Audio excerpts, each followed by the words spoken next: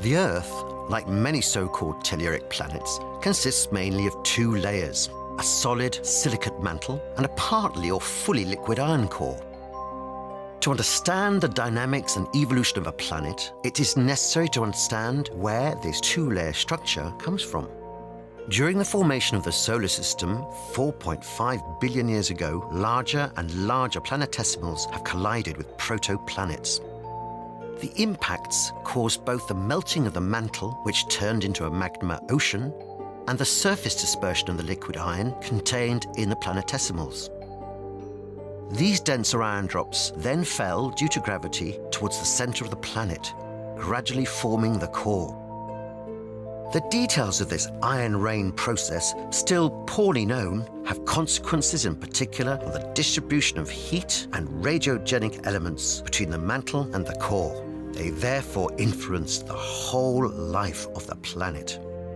To study precisely the phenomenon of sedimentation and fragmentation, we have built an original experimental setup in the laboratory. We use gallinstan as an analog for liquid iron.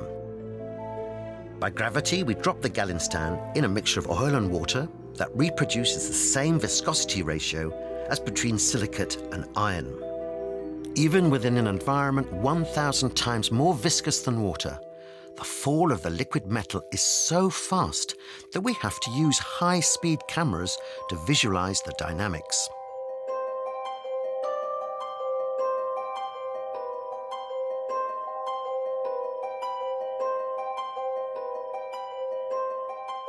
Here's an example of what we get in a high viscosity contrast, and of what is observed during fragmentation in a low viscosity contrast.